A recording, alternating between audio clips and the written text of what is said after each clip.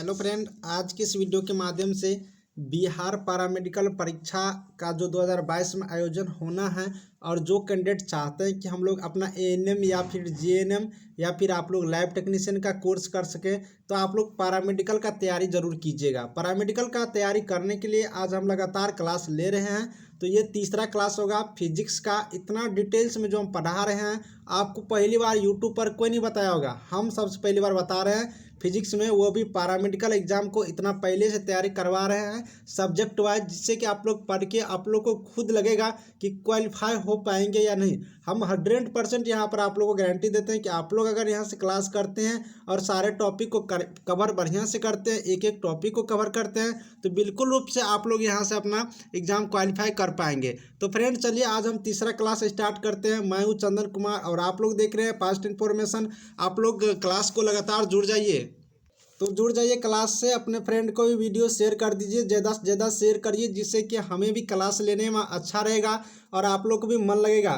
Friend आप लोग अगर पहली बार क्लास कर रहे हैं और अगर आपको वीडियो छूट गया है तो आप लोग वीडियो के प्लेलिस्ट में चले जाइए। प्लेलिस्ट में हमने पैरामेडिकल एग्जाम का आप लोग को एक दिखाई देने लगेगा, पैरामेडिकल बिहार पैरामेडिकल एग्जाम। उसमें हमने अभी तक जो भी क्लास लिए हैं सारे क्लास के वीडियो वहाँ पर हम अपलोड कर चुके हैं। लिंक आपको डिस्क्रिप्शन में भी मिल जाएगा।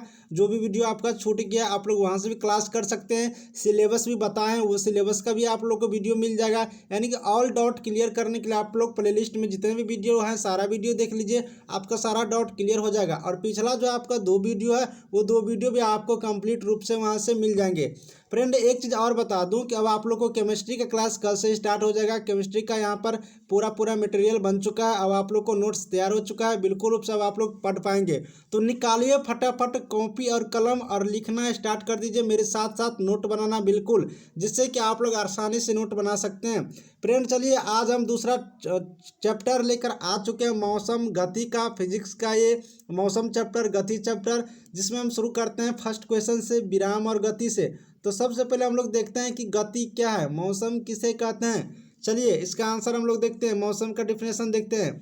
तो यदि किसी वस्तु की स्थिति किसी स्थिर वस्तु के सापेक्ष समय के साथ बदलती रहती है उसे गति अवस्था में कहा जाता है। यानी कि किसी वस्तु की अगर गति पता करना है तो वो वस्तु किसी स्थिर वस्तु के सापेक्ष समय के साथ स्थान बदलती रहती है। समय के साथ क्या करती है, स्थान यहाँ पर होगा, स्थान बदलती रहती है, उसे गति अवस्था में कहा जाता है। जैसे कि आप लोग देखे होंगे कि अगर आप लोग ट्रेन में बैठे होंगे, ट्रेन में बैठे रहते हैं तो ट्रेन चलता रहता है, लेकिन अगर आप लोग खिड़की से देखेंगे तो लगता होगा कि कोई पॉल यानी कि बिजली का खंभा या कोई आप लोग को पेड़ यहाँ पर गुजरता है, तो आप लोग को लगता होगा कि ट्रेन नहीं गुजर रहा है, यहाँ पर खंभा ही गुजर रहा है, घर गुजर रहा है, कोई वृक्ष गुजर रहा है। यानी कि वह वस्तु क्या करता है, गति में रहता है, वो समय के सापेक्ष क्या होता है, वो बदलते रहता है सारे चीज़ों को। तो यानी कि वह क्या हो गया, गति में हो गया, मौसम में हो गया। जैसे कि चलती ट्रेन से जो बिजली का पोल या पटरी के किनारे स्थित पेड़ पौधे के सापेक्ष अपनी स्थिति बदलती रहती है। अभी आपको हम एग्जाम्पल भी दिखाएं। चलिए फ्रेंड अब हम आप लोग देखते हैं कि विराम यानी कि रेस्ट से ही समझ गए होंगे कि वो आराम की स्थिति में, यानी कि वो स्थिति नहीं बदलेगा, अपनी कोई पोजीशन नहीं बदलेंगे, रेस्ट में रहेंगे। जैसे कि हम लोग रेस्ट करते हैं यानी कि आराम करते हैं, कोई पोजीशन नहीं बदलते हैं, तो उससे हम लोग क्या करते हैं, रेस्ट करते हैं। इसका डिफिनेशन देखेंगे तो समय के साथ स्थिर वस्तु के सापेक्ष स्थिति नहीं बदलते हैं, उससे विराम अवस्था कही जाती है। चलिए डिस्टेंस क्या होता है, डिस्टेंस देख लेते हैं। दूरी, वस्तु द्वारा किसी समय अंतराल में तय किए गए मार्ग की संपूर्ण लंबाई को दूरी कहते हैं। किसी वस्तु द्वारा, कोई वस्तु है, मान लेते हैं ये मेरा क्या हो गया, कार हो गया, इस कार के द्वारा एक समय अंतराल में कोई मार्ग को तय कर दिया, इस मार्ग को यानी कि पटना से मान लीजिए दरभंगा चला गया, एक मार्ग तय हुआ, इसी बीच में जो जितना लंबाई होगा उसी को हम लोग क्या कहेंगे, दूरी कहेंगे। दूरी के बारे में 2 पॉइंट बिल्कुल याद रखेंगे।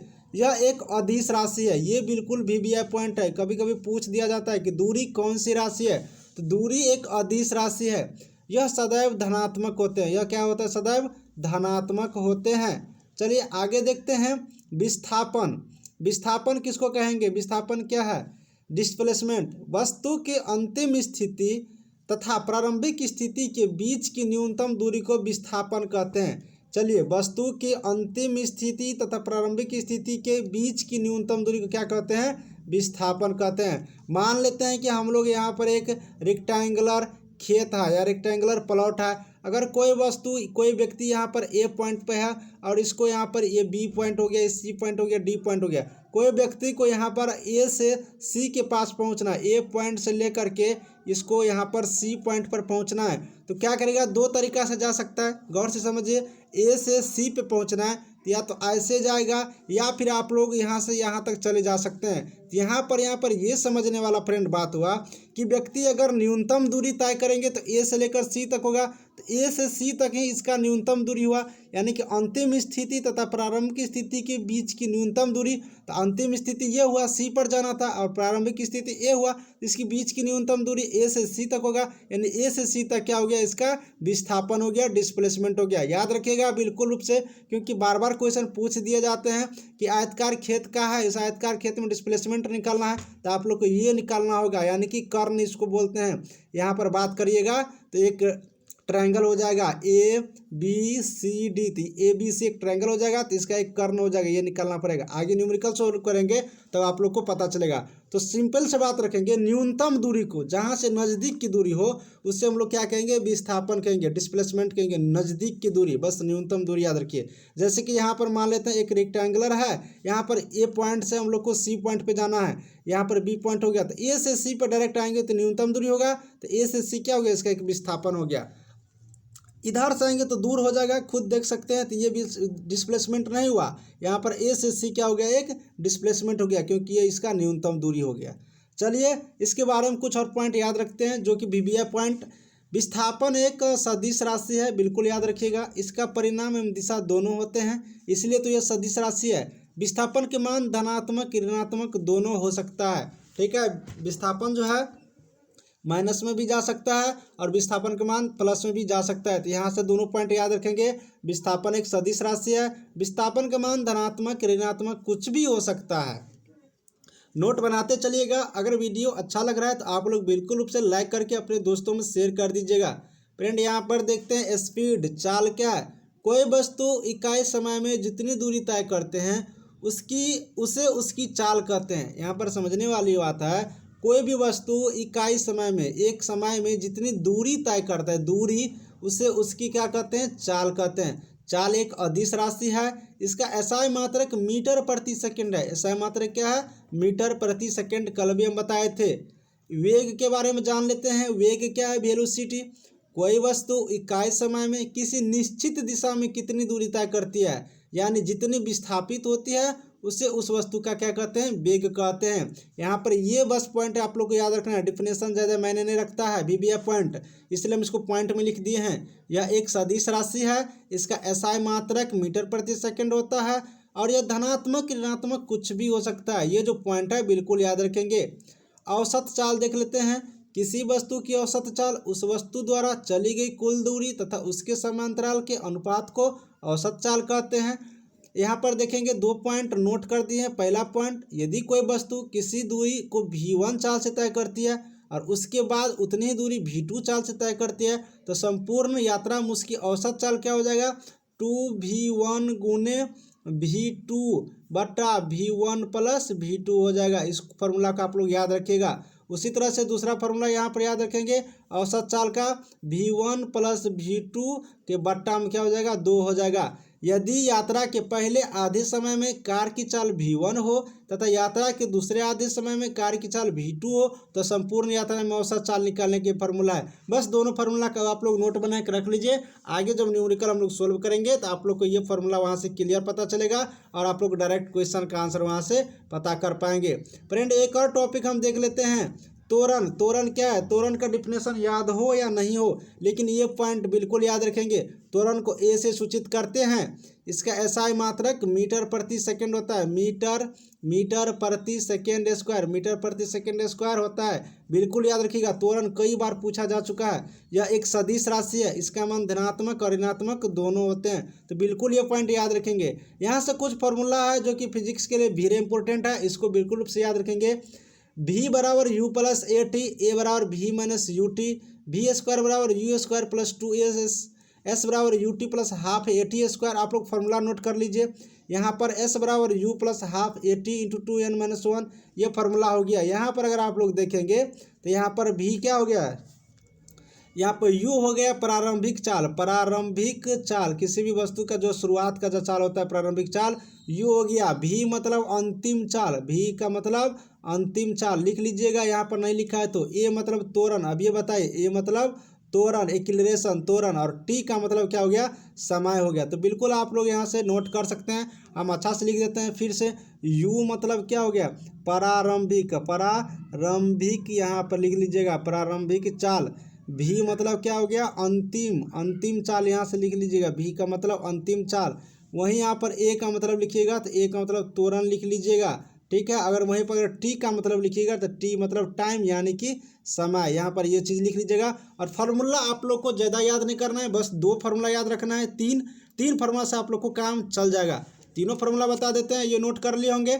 चलिए 3 फार्मूला बताते हैं। पहला v बराबर u प्लस ए टी याद रखेंगे। अब यहीं से अगर आपको u का मान निकालना होगा तो क्या होगा, v ए टी इधर जाएगा, इस साइड a माइनस टी हो जाएगा।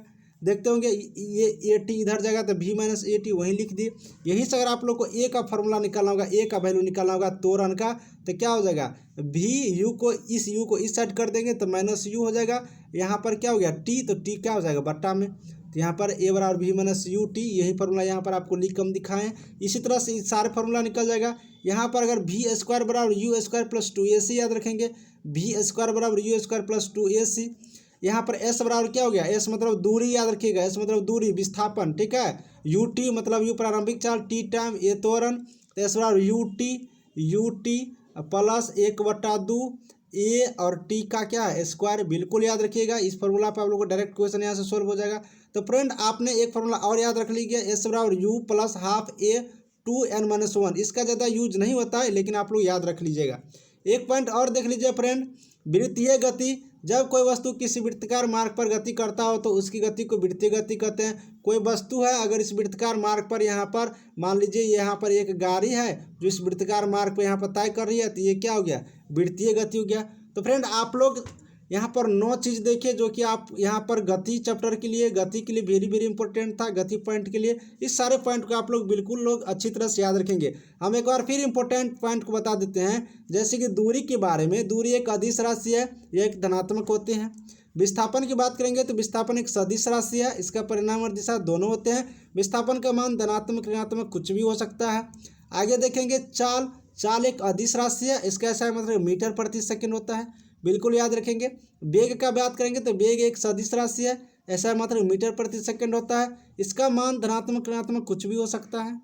और देख लेते हैं जैसे कि औसत चाल। औसत चाल का आप लोग को डिफिनेशन देख ही लिए, 2 फार्मूला है, याद कर लीजिएगा। उसके बाद देखेंगे त्वरण, भी है त्वरण।